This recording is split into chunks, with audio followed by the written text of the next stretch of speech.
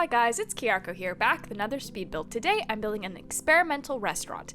That may not actually be what the title of this video ends up being, but that's essentially the concept I was going for. Basically a restaurant that kind of serves very strange experimental recipes, which I know is a very specific weird topic.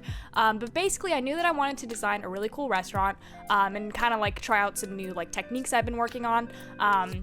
And the restaurant itself kind of ended up being relatively small in size, so I kind of imagined that it was this very experimental, exclusive, luxury kind of place where you have to get reservations way in advance in order to get a seat here, and the menu maybe is different every week or maybe even every night, and just a really cool hip place that again is probably definitely pretty expensive.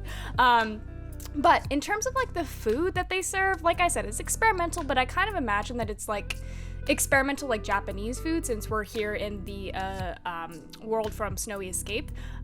Maybe it's experimental sushi or something. I feel that'd be really cool and interesting to try out. But yeah, anyways, that is the concept. So let me know if you guys have any name ideas for this restaurant, because I never can think of any name ideas that are anywhere near as good as the things that you guys come up with. So let me know if you have any name ideas, and let me know what you think in general. By the way, if my voice sounds sore or my nose just sounds stuffed or runny or whatever, I basically just gave myself a cold today because I had to run some errands, and I'm a biker, I bike, and it was super cold out, so I was just riding in the cold for a couple hours just doing stuff I needed to do, and I think I just gave myself a cold today. So that is pretty unfortunate for me, and probably kind of unfortunate for you guys to have to listen to me. But yeah, that is what's up with me. But yeah, anyway, so yesterday was Thanksgiving. I hope you guys had a wonderful Thanksgiving. And if you didn't celebrate Thanksgiving, I hope you had a wonderful day yesterday regardless. I definitely did. I got a lot of turkey, a lot of really good food. Thanksgiving is just, I love Thanksgiving, but only for the food. I don't really do anything for Thanksgiving other than just eat very awesome food. And some of my favorite food, just the turkey and the mashed potatoes and the gravy and the stuffing and the corn, asparagus, I don't know, just all the food that I would love to eat on a daily basis if I could. So it's definitely one of my favorite holidays, just for the food and just for that particular aspect of it. But if you guys had any, fun Thanksgiving traditions or just anything at all that you did yesterday that's interesting, I don't know, let me know. I love chatting with you guys. I mean, we're people all over the world. I love hearing about everyone else's life. But yeah, anyway, so as you can see, this restaurant is looking pretty interesting. I'm basically using these huge, I don't know what you call them. They're these huge stone slab things that I'm using as faux walls. So we have the walls, and then we have these stone things on the sides, so it just adds this really interesting texture to the outside. And the restaurant itself is very what's the word? Streamlined. It's very thin and long. And I don't know, I just it looks kind of futuristic almost. Especially with that interesting roof detail with the wood slats and the cutouts. It's just, I don't know, this restaurant looks really cool. I'm just really happy with how it turned out. I would love to eat at a place like this, though. Now that I think about it, I don't think I've ever actually eaten super weird experimental food before. I'm trying to recall, but I really don't think I have. But honestly, I feel I should. I feel I've always been someone who has been kind of picky with food, and I've never really liked that about myself. I always wish that I could be more adventurous and eat a lot of different things. And I'm trying to get over that as I get older, I'm trying to get more out of my comfort zone in terms of the food that I eat. So maybe a place like this would be really good for me to try something really weird and really cool, and just kind of force myself to reach out of my boundaries. But yeah, let me know if you guys would eat here, or if you've eaten at anywhere like here. I'm really curious as to hear if these places actually exist, and if they have what their food is like. So let me know if you guys have any experiences like this, because this would be so cool to go to.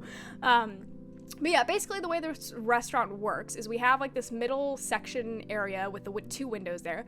That is where our kitchen's gonna be, and I liked having the windows there so that people could watch what's going on inside of the kitchen. Since the food is so experimental and weird, I really like the idea that people could actually see the chefs prepare the dishes and the strange methods they use and the weird ingredients they have, and I just feel it'd be kind of part of a show that you can come see while you eat here. And then on the left we have a little staircase that will go down into our area where there's going to be our bathrooms, because I could not fit the bathrooms on the top floor, because like I said, it's a pretty small build.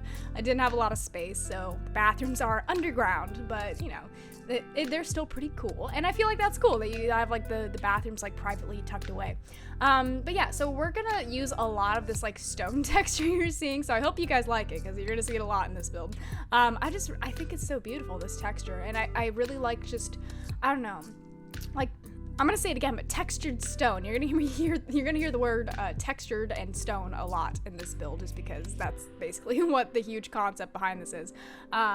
But I just really like the way textured stone like looks and just feels in real life. Like, I'm a very like texture, you know, detailed, what's the word? Like, I really notice like textures in real life. Like, I really like, you know, like natural wood and like textured stone and, you know, tiles and stuff. Like, I really don't think, if I had the opportunity to design, you know, like my dream house, I don't think I would just have like normal like painted white walls. Like, anything that is like that would just be a huge expanse of like stone or wood or just something really textured and cool. I don't know.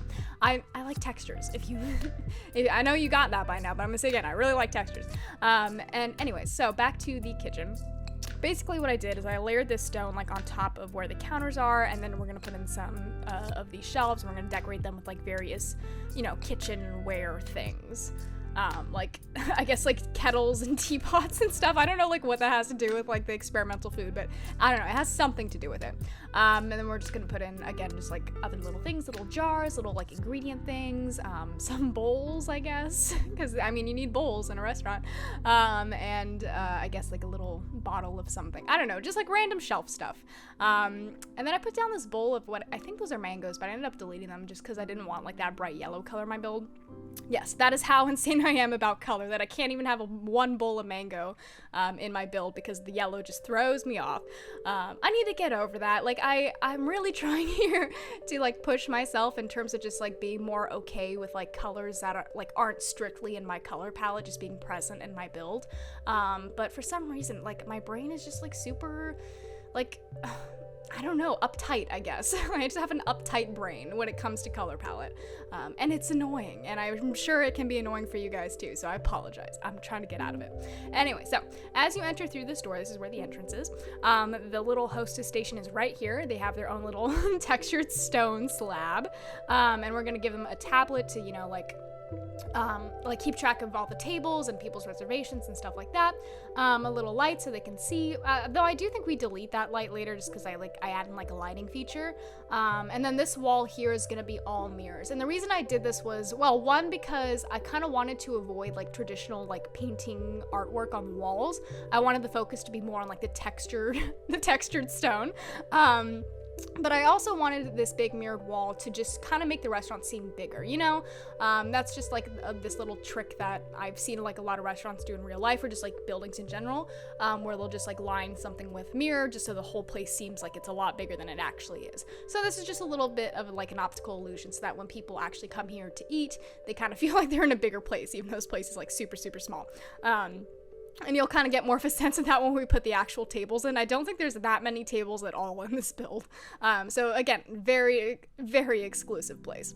But yeah, we're going to line the wall with this textured stone, which is so freaking beautiful. I love the pink color of it.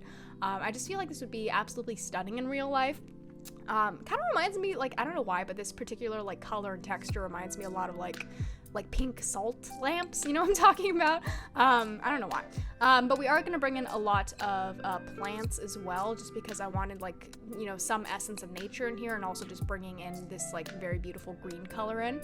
So there will be, you know, some plants here and there. So now we're going to start putting in our tables. Like I said, there's not a lot of tables in this build. So like I'm guessing like to get a table at this restaurant, it's probably like a couple $100 just to like reserve the table. You know, I think I'm a bougie designer. I've kind of accepted that about myself. Whenever I design restaurants or cafes or literally anything, I always make them like super fancy and definitely super expensive to make in real life.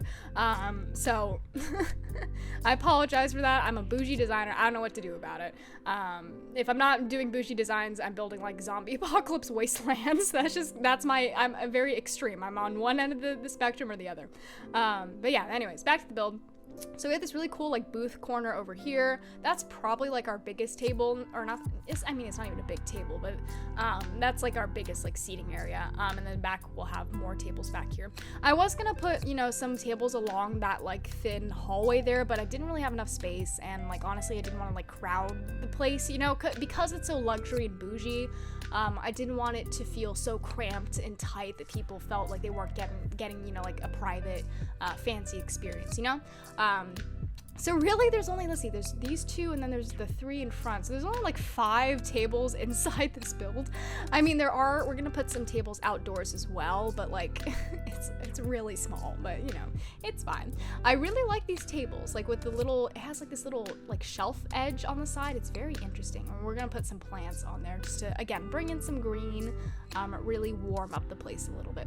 And then on the outside here, we're gonna put in our outdoor tables. I imagine that these are like cheaper than the indoor tables because you're getting less of like the atmospheric experience. And then we're gonna put in some walls to separate those tables from like a smaller little eating area, where we're basically gonna have like this big long row of tables, which you can see me do right now, and then we're just gonna put in all our chairs and some benches. So I feel like the outdoor tables are more like walk-in, where you don't have to have a reservation, is a lot cheaper, but then all the indoor tables are like reservation and you have to like pay for them.